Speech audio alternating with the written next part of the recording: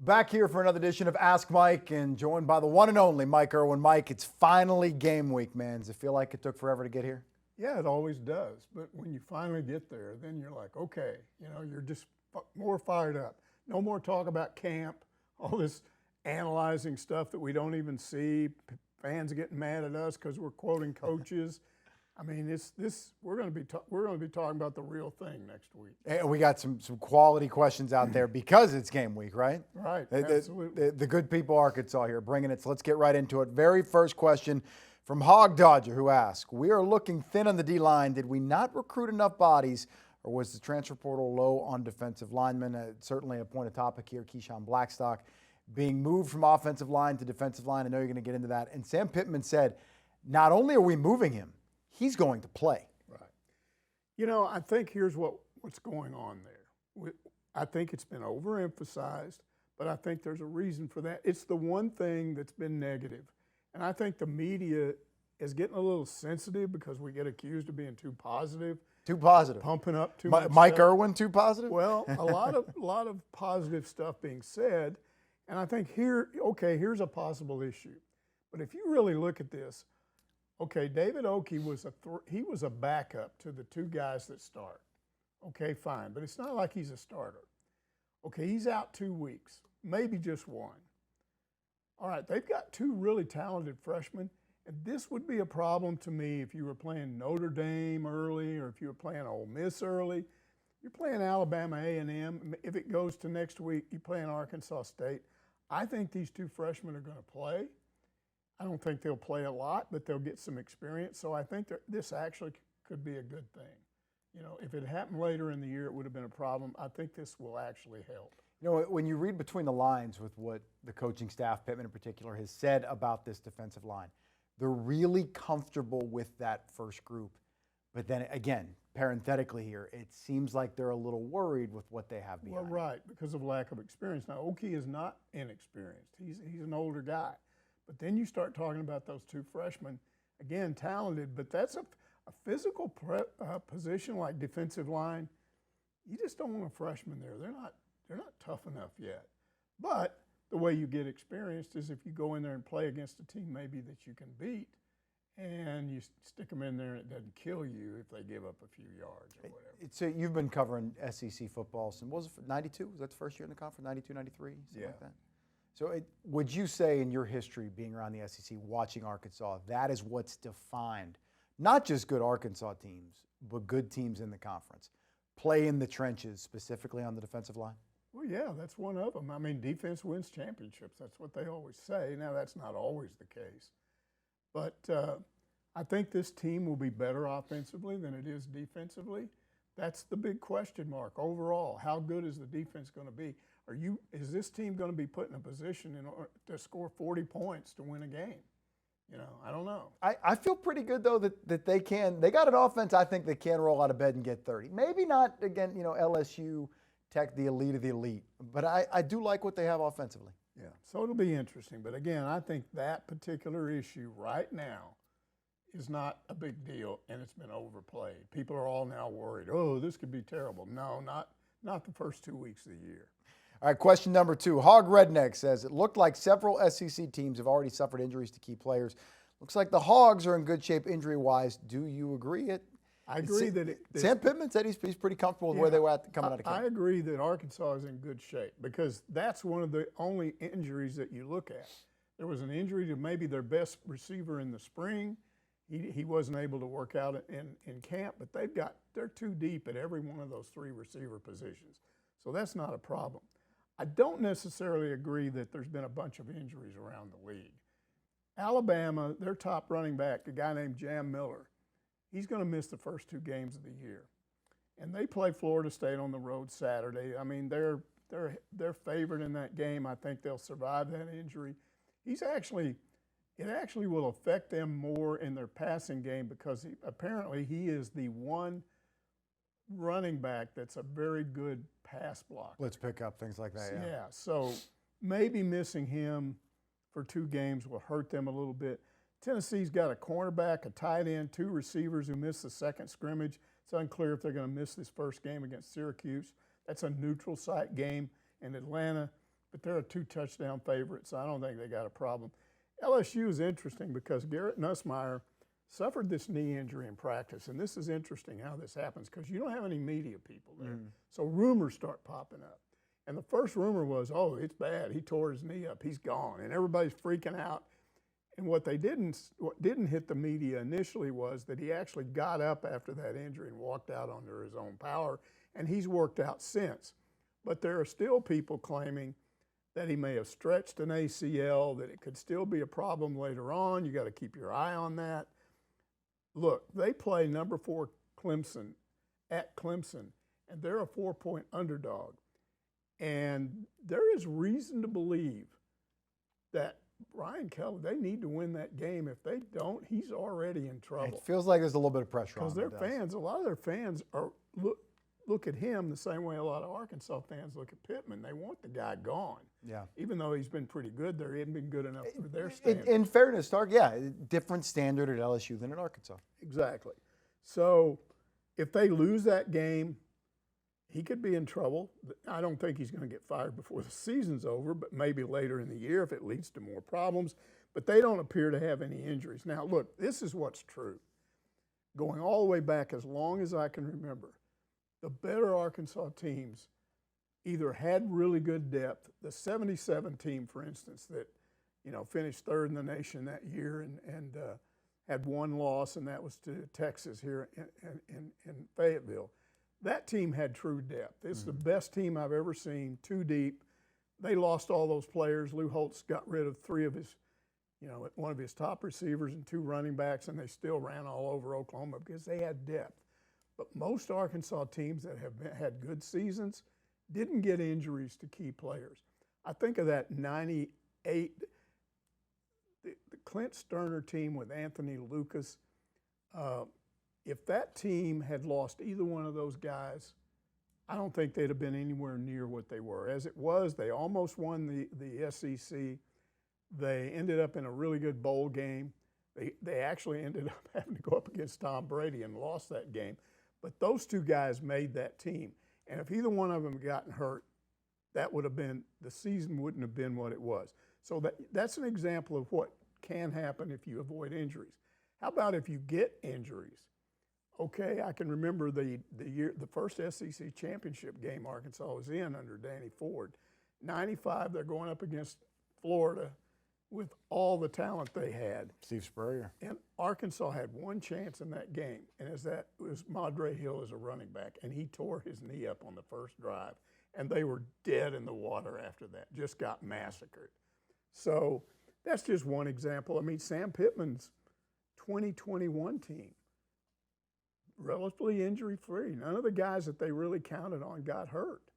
On the other hand, the very next year, KJ Jefferson misses 3 games with injuries, and they lose all 3 of those games.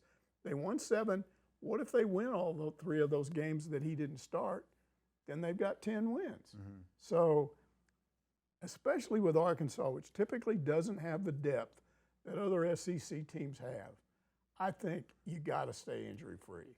I love throwing it back with you, Mike. Your Rolodex is unbelievable. Is there, I believe you said your 50th football season here. Is there an injury you remember specifically that went either way, like, man, they just couldn't overcome that? Or even in a way, it kind of galvanized them. I was here whenever Nile Davis got hurt in camp. Nile was tremendous. He was a preseason All-American. He was coming off an incredible year in his sophomore season. The expectations were so high. They kind of rallied around him. Dennis Johnson had a big year. Ronnie Wingo kind of stopgap some things, but also they had tremendous talent at receiver. Do you remember a camp injury that kind of swung the season one way or another? Not a camp injury. Not something right off the bat where you're just dead in the water without somebody. But it's just a lot of Razorback fans feel like that Arkansas is cursed. They used to call this the curse of Nolan. It was the idea. What is it? The champions of almost? Is that what I hear a lot? They used the curse of Nolan because they claimed that by firing Nolan they were cursed, and they were ignoring the fact that the 69 game Arkansas should have won a national championship that year. That didn't have anything to do with Nolan. He wasn't even on the radar screen then. Here's what I believe. There's no rhyme nor reason to whether you're due to have a good year injury-wise or whether you're not. It just happens. Injuries are random. They don't. It doesn't have anything to do with who you play. A lot of people think if you play a really good team, you're more likely to get players hurt. I've seen players hurt in against easy non-conference opponents. I've seen a player lost for the year in practice. You just can't predict it. So to sit here right now and say, yeah, they're in great shape, yes, they are. Will they stay that way? Who can they not afford to lose? Taylor Green. I mean, I think KJ. Almost any team in the country Yeah, can't overcome a I quarterback. think Jackson is a good backup, but he can't carry this team. Yeah. And I think they couldn't afford to lose their left tackle, their left offensive tackle. He's so important to what they're Corey doing. Robinson. Yes. He's so important to what they're doing. I don't think they could lose him. Cam Ball, just because Ball. they're thin defensively at that They front. are, and they need him. So there's 3 or 4 of those positions that you just can't lose one of those guys. All right, Mike, appreciate the insight here, man. Really eating up some time. And you're talking about the curse of Nolan Richardson. I'm going to talk about the curse of Jimmy Johnson. That's a tease for you. We're back after the break. Back here on Ask Mike, getting set for Alabama A&M, game number 1 for Arkansas. Mike, getting right back into it here. Question from H.L. McCamish. She wants to know, was it a good idea to withhold Xavier Sorey from the scrimmage? The injury is just a minor tweak. It would seem like he needs some contact work before the first game. And Mike, really, that's been a change as you were kind of talking about in camp and some of these camp injuries. Really a change across the sport the last 10, 15 years. These guys are not treated the same in camp as they were in prior generations. And here's the thing. If he were a talented but inexperienced player, they might not have left him out. But he's been around the block. They know what he can do. What they needed to do, honestly, was develop some backup there at linebacker because they got some they feel like they've got 3 or 4 really talented guys. They want them to play more. So they didn't need an excuse to kind of withhold him and play other guys. He's back at practice this week. He's going to play. That is a totally overblown thing. It's not an issue, I promise you. Well, whenever you bring up Xavier Sorey and the age and the experience, there's always this expression from coaches, no matter what the sport, I'll take talent over experience any day. I still agree with that. But are you seeing a little bit of a shift that maybe with the transfer portal that the coaches are really valuing age and experience? Yeah, absolutely. And it's to some extent over talent. Now, I don't know if this will continue because there's this idea that they're going to start signing 2-year contracts. So you may not be seeing this portal thing every year. Not every year, yeah. But there's no question that when you can go out and go get 3 fifth-year guys and bring them in to solve a problem that you had along the offensive line or whatever, obviously that has to help. Everything repeats itself, right? It's like we're back to this cycle where, freshmen used to not play. That's right. Now we're kind of getting to the point where we want the oldest team possible. That's right. But that may change now with revenue sharing, and we don't know where this is going because I don't know what's going to happen with NIL money. But if they really reduce it the way they say they're going to, then you're going to be back to trying to sign guys and develop them as younger players because you're going to keep them for 2 or 3 years. Yeah. All right, next question here. Arkansas walking all over UAPB last season. Alabama A&M had a really bad season. Do you see another one of those huge blowouts in this game? As far as the line goes, for you friendly people out there that may like to, dabble in that kind of thing, our good friends, some of the in-state casinos here, I've seen it all over the place. I've seen it in the low 30s, seen it close to 40 points. I don't know anything about Alabama A&M. We do know they're called the Bulldogs. I don't think this game's going to be very competitive, but I don't think they're going to beat them 70-0 either. Here's the problem with this game. You don't have last year's staff. They were bad last year. They were about as bad as UAPB. So you could say, yeah, this is going to be another one of those type games. But they brought in this staff from Miles College. And okay, who's Miles College? Well, they went 10-3 at their level, won a conference title, and they're bringing some of their players over. Mm-hmm. It's a little bit of a problem for Sam Pittman and his staff because now you're not sure, okay, this guy played for them last year, but this guy didn't, got a new quarterback. What are they going to run? Then you go look at Miles College and try to figure out what they're doing. Here's what he said. He said, defensively, they like to blitz. They've got blitz packages. I see that as a good thing for Arkansas because you want to get tested. Yeah. You want to find out how good these pass blockers are. So they're going to come after you. They're going to try to come after Taylor Green. Do I think they'll get to him? No, I think if they get back there, he'll run around him. But it will give us a better idea of what their pass blocking is like. Now, offensively, they've got a good quarterback. they do a run-pass option offense, which means what? Okay, they can come down the line of scrimmage. They can give the ball off tackle to a running back. They can pull it out, start down the line of scrimmage, look like they're going to turn the corner or maybe pitch it wide to a trailing back, or the quarterback can stop and throw it deep. What they like to do is get your cornerbacks and even your safeties sort of cheating and coming up to stop the running toward the edges. And then when they get you up, that's when they send somebody deep and get it behind you, and he can hit. He's accurate enough and has a strong enough arm. There's a real danger, Sam Pittman said, of them going over the top on us. So they're going to test this secondary. They're going to test the edges. Yeah. They're going to test the down linemen. So all of this to me is good. I think you need to be rather than this idea that you've got to score 45, 50 points in the first half so you can play all these backups, I like to see a game where your better players are tested a little bit. Yeah, and kind of along those lines, I think coaches like a game like this. You know, kind of you're not jumping into the deep end. You're dipping your toe into the water here. Media, fans, do you like them? Because what can you really learn? Arkansas beat a team, was it 70-0 last year? And what were they? They were a 6-6 football team. That's right. Can you really find out what your team has in a game like this? They scored on every offensive possession, but they didn't the next week when they put to Oklahoma State. So it's a little bit misleading, and that's why I say that Arkansas, in my opinion, would be better off if this new staff at Alabama A&M puts a better team on the field and is a little more competitive. That way we can see a little more. But what they're really looking for is they're looking for a lack of mistakes. Don't jump off sides. Don't kill a drive because you were 3rd and 2 and all of a sudden you're 3rd and 8. 3rd and longer. And don't fumble. Don't bust a play. Don't bust an assignment.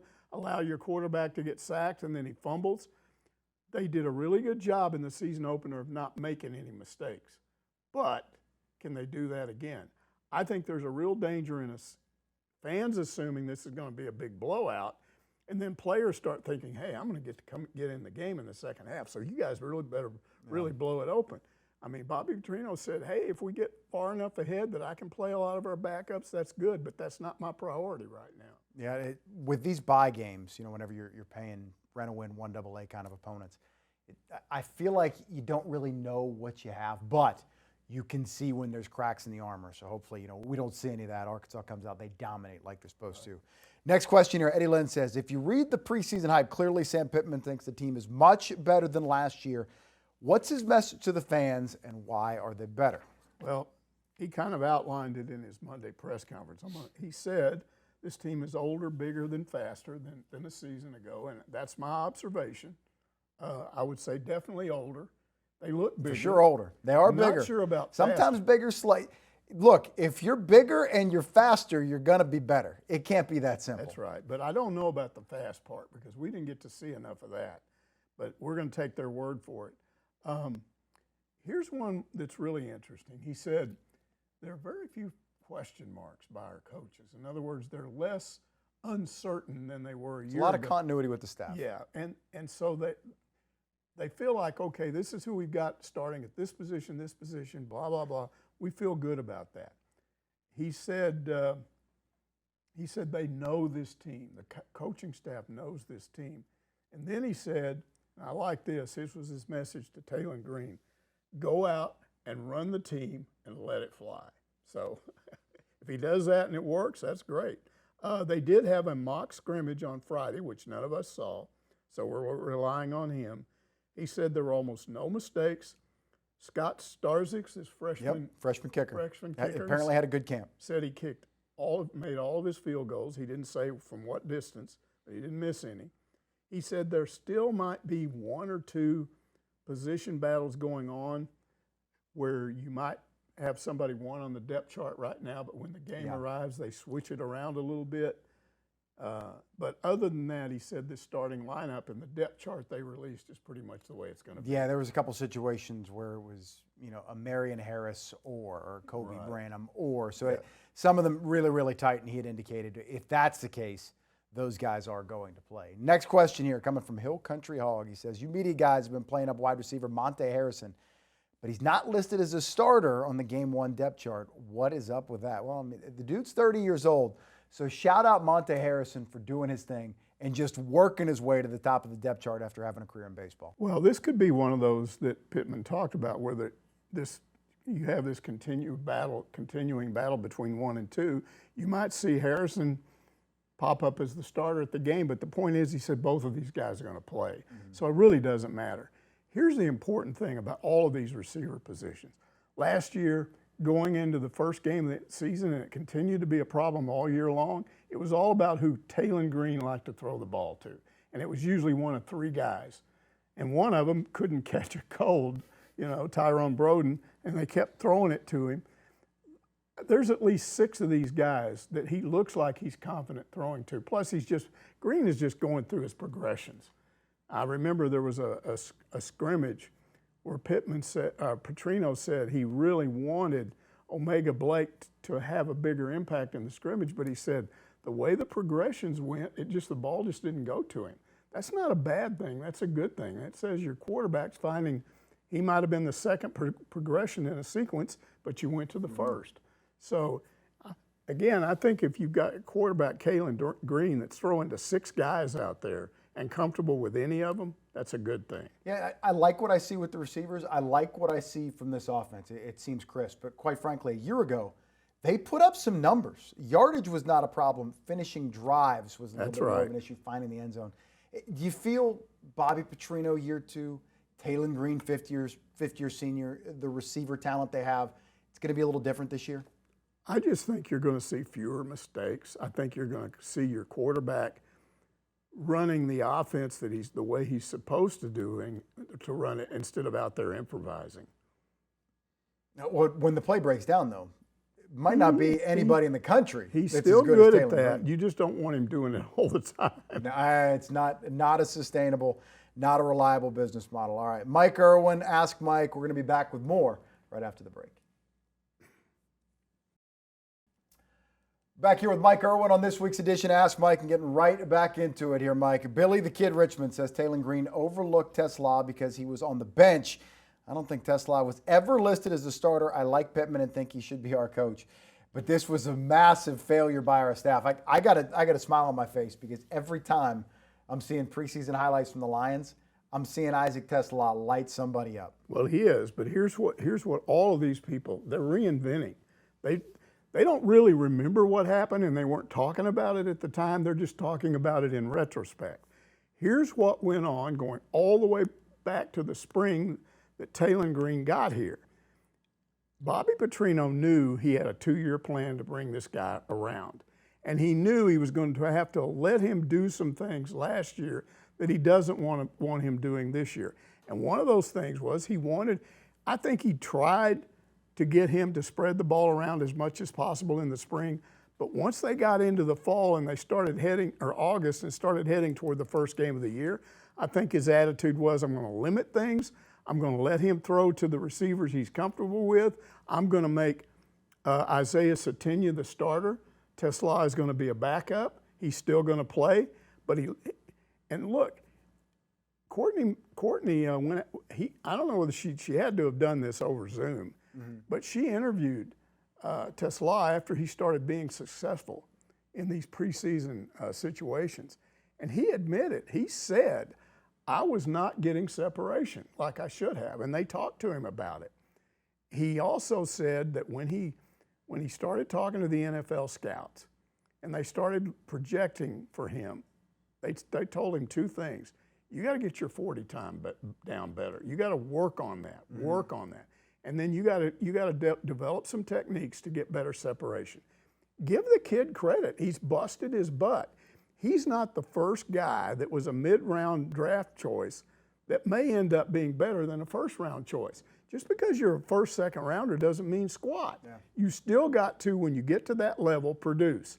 He is not the first guy, if it happens this way, to be a much better pro athlete than he was in college. And I'm not saying he wasn't good. He was number 2 on the team in total yards. So this idea that one guy said he was criminally underused? Criminally underused?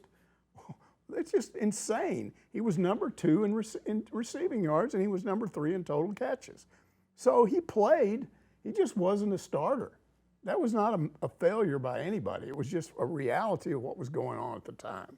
All right, next question here from Sam Needs to Go. How about that for a name, right? As he asked, how certain are you that this is a good thing when it's transfer from New Mexico State coming in and beating out our 2 experienced running backs? Maybe it's not that Mike Washington is that good, but Russell and Hill aren't what they should be. I see a potential depth problem here. Mike Washington, people have been gushing about what he's done in camp, and there is a lot of hype on this kid. So in some ways, they're not doing him any favors. He better perform. This is a perfect example of if you have an agenda against a head coach, this is how you're going to do. You're going to get on the internet, and you're going to take anything positive and turn it into a negative. Mm-hmm. Now, look, he's not at practice, whoever this guy is. Neither am I. I don't see the whole thing.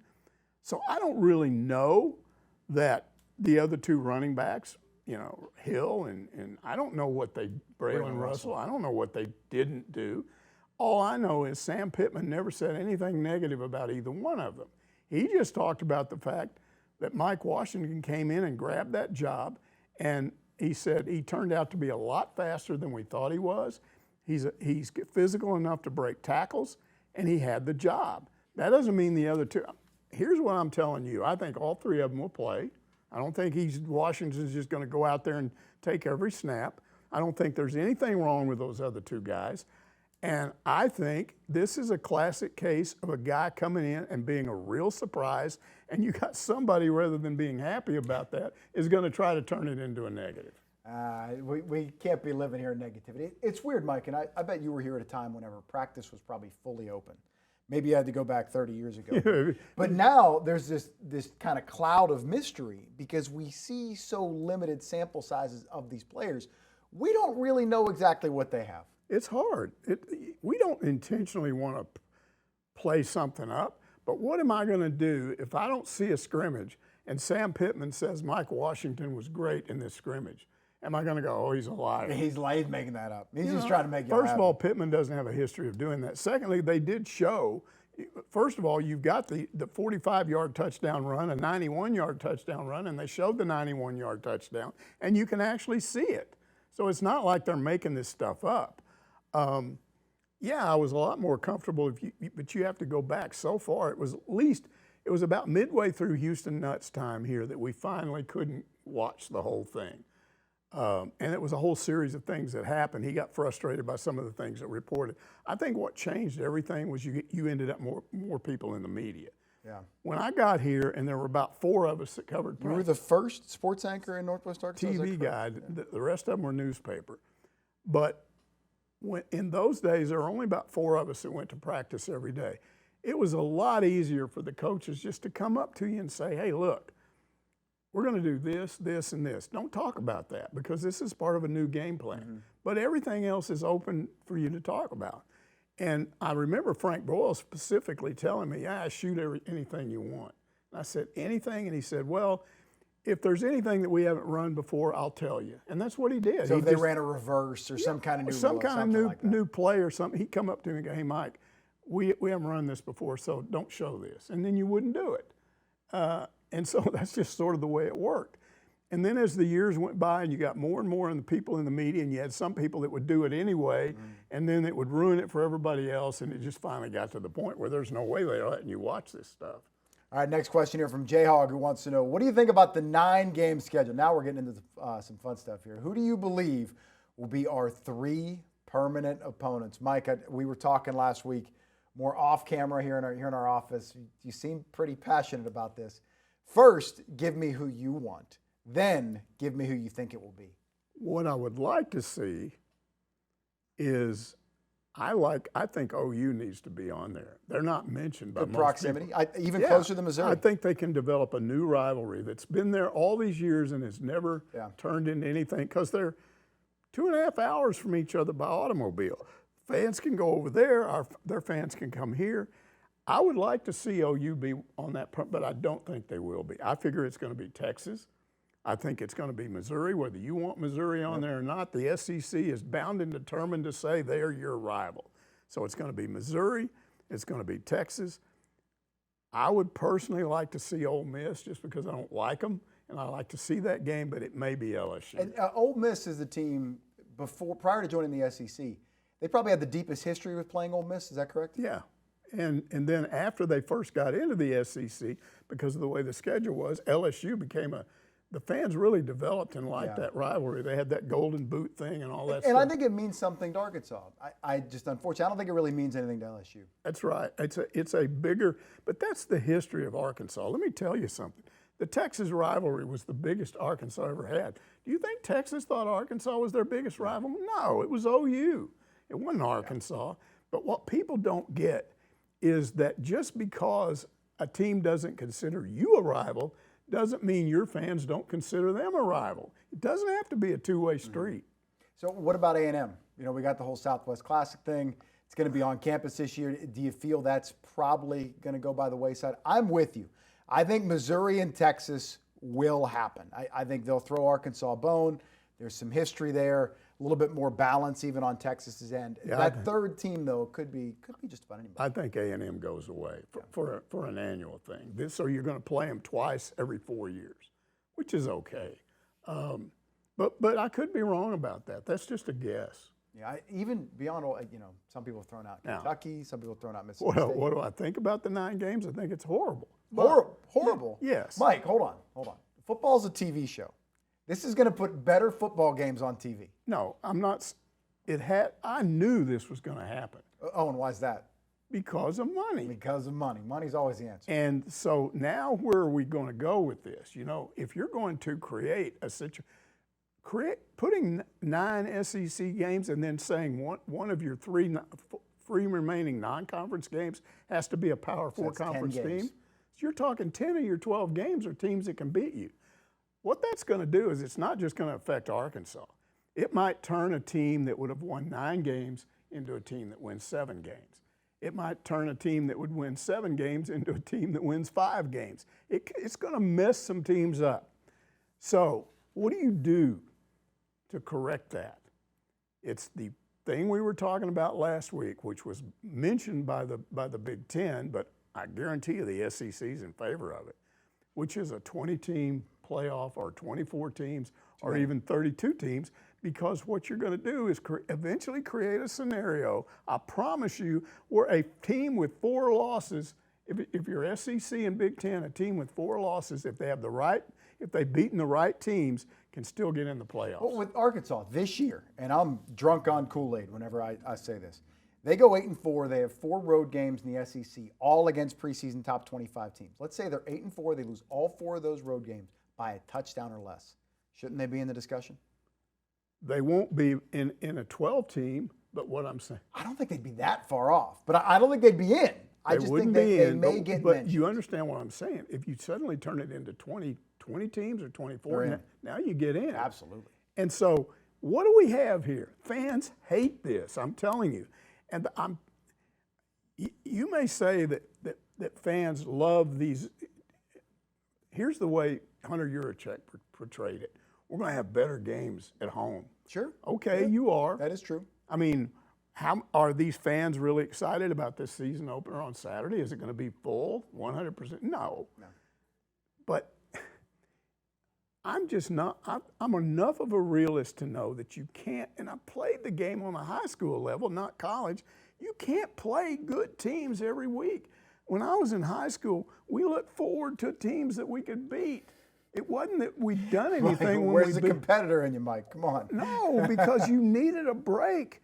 You busted your butt and you lost a game by 3 points to a really good team, and the next week you don't want to turn around and do that again. Yeah. So they give you a break. You beat a team by 3 touchdowns, you charge your batteries, and then you go back at it. This is going to mean you're going to get your butt kicked as often as you don't, and you can be a good team and let that happen to you. Yeah, and another thing I don't like, if they do talk about a 24-team playoff, you're talking 5 playoff games. So you play 12 in the regular season, then 5. We got to draw the line somewhere. Well, the point is, you asked me if I like it. It doesn't matter if I like it or not. It's not, it's going to. This is where we're headed, and you don't believe this maybe, but I do. I believe we're going to get 24 teams in the playoffs. I do. I don't think it's going to happen. No, it'll next take a year, while. or maybe even in 5 years or 10 years. What they do is they they get you used to the idea that now there's 12. Okay, now there's 16. Yeah. Oh, now there's 20. Oh, now there's 24. I don't know where it stops. They're already talking about more teams in the NCAA basketball tournament, and there's 68 now. Come on. Mike, always follow the money. That's where it's at. Speaking of money, we got to pay some bills here on Ask Mike. We're back after a break. Back here on Ask Mike and pumping the brakes a little bit, cooling down after some of that heated 9 SEC game playoff talk. We go to Razor Alex 88, who wants to know, what did you learn from Courtney during her time with PTN? The interaction between you and her made my day because you two cracked me up a lot the last couple of years. Courtney, wish you well. Hope you're doing well out there. Hope to hear big things from you soon here in the near future. Here's the thing about her. When I had done that show with several different people, and I was never personally comfortable with it because all they wanted to do was ask questions. And I kept telling whoever was doing the show with me, you got to talk. I'm not going to sit here and carry this show by myself. I'm not good at just looking into the camera and throwing out stuff. I got to bounce stuff off people. And the problem Courtney ran into was right off the bat when she gave her opinion, people would jump in and say, hey, it's called Ask Mike, not Ask Courtney. She needs to shut up. So I had to come on several times and say, look, meatballs, this is what this show is going to be. If you don't like it, I'm sorry. Called off the dogs for her? But she is going to answer questions. And once she knew I had her back and it was okay, then it really developed into a good show. And I've enjoyed doing it with you just these 2 times because you talk, you give feedback. You don't just sit there and ask the questions. There has to be a discussion here or the show is boring. So she did a good job of that. Totally. Hey, Big Trill Nation here, we're open for debate. Want to make it clear, Mike. We're going to have you here as long as you want to be here. We know you had a health scare, so happy to have you back here. Yeah. Next question here from Pork Tongue, who wants to know, how good was your medical care, and did it cost you a crap ton of money? But more importantly, do you still have the velocity on your fastball? Hey, I hear it in your voice, Mike. You know, last week was a little rough. You're sounding better, man. You're on the mend. They got you on some good health care painkillers. was great. Look, I ended up with a blockage in my stomach where it couldn't go anywhere. Mm-hmm. That is the worst pain you'll ever feel in your life. I knew something was wrong. I didn't know what it was. I went to the emergency room. They had me in a room in 3 or 4 minutes. They brought in a guy. He sent a doctor. He sent me to get a CAT scan. Within about an hour, they told me, you're going upstairs and going to have surgery. And then about 3 or 4 hours later, I was in surgery. And then I was out of the hospital in about 4 days. Mm-hmm. So, and I was back at work in 2 weeks. So I have no complaints with what they did. They did an excellent job. I don't think I ever had a fastball. I was a pitcher for... Oh, come on. You're a fastball-only pitcher, Mike. No, you're bringing it all the time. I pitched one time, 1 year, my last year of Little League, and that's because my dad was the coach. And he just told me, you're going to do it. I don't know why. Maybe he always wanted me to be a pitcher.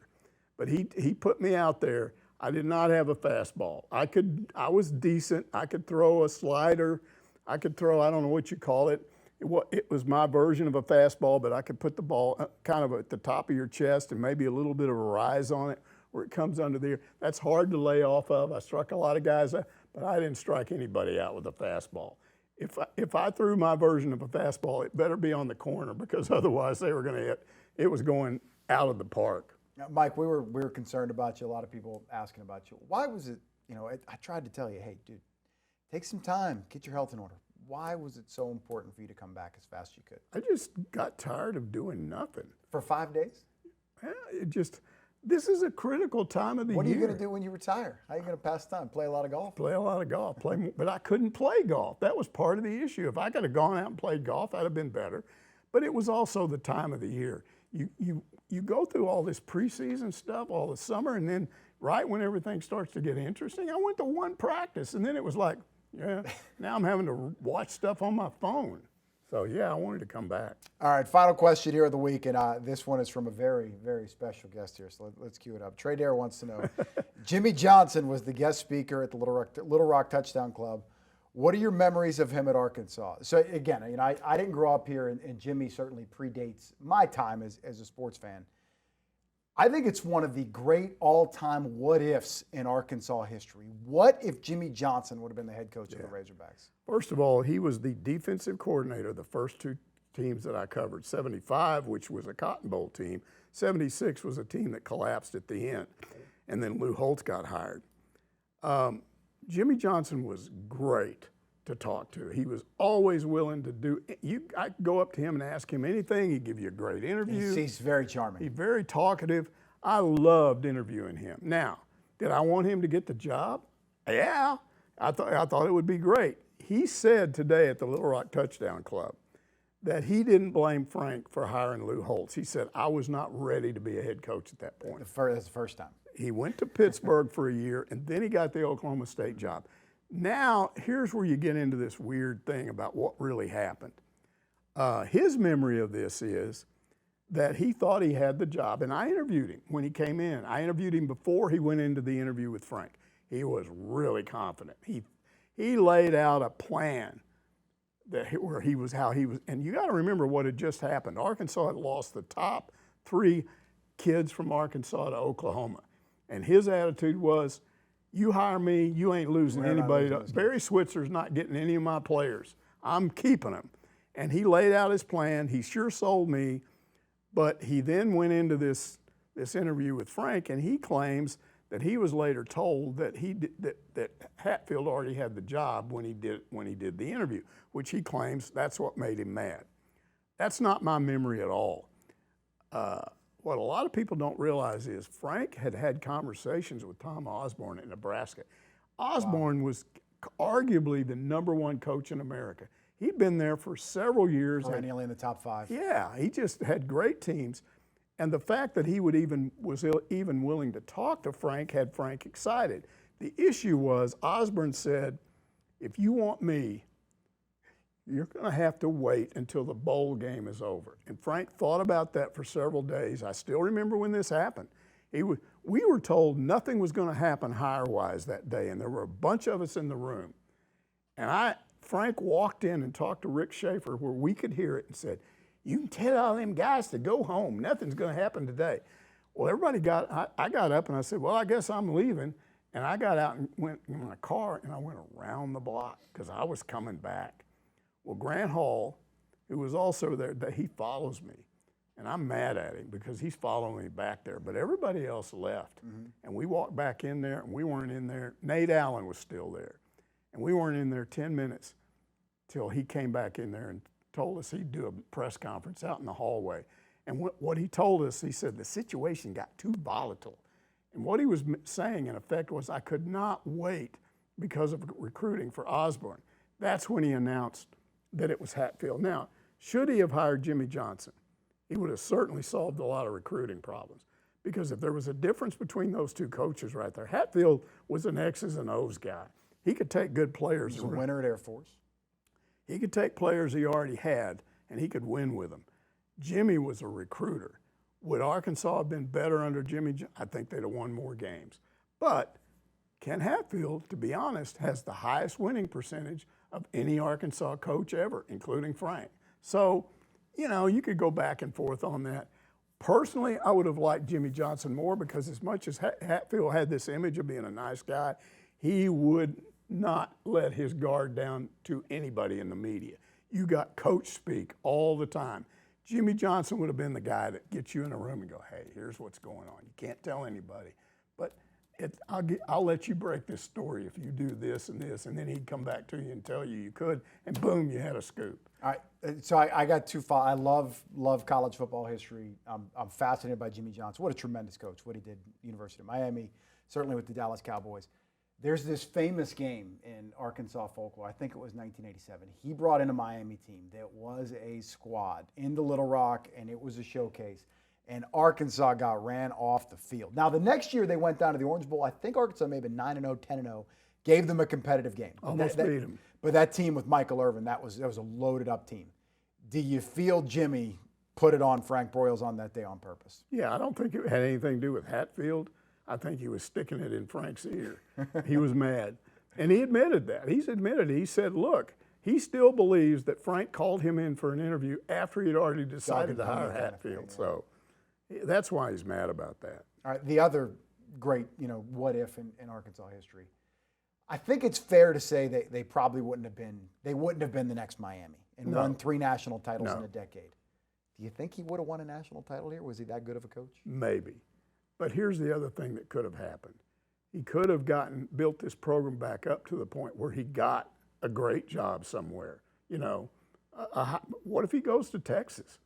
What a kick in the pants. You come to Arkansas, build the program back up, and then the Longhorns hire you. Now, I'm not saying he would have gone there. I don't know. But there's a chance Jimmy wouldn't have stayed. Well, you don't think so? Even all the mom story about, she only wanted me to go to Arkansas, and Jerry Jones and Frank Broy, the whole thing? There's a chance he would have gotten here, and after a few years, he would have realized the limitations. Yeah, you can be pretty good here. You just can't recruit as well here as I could be at this school or that school. Somebody would have offered him a job.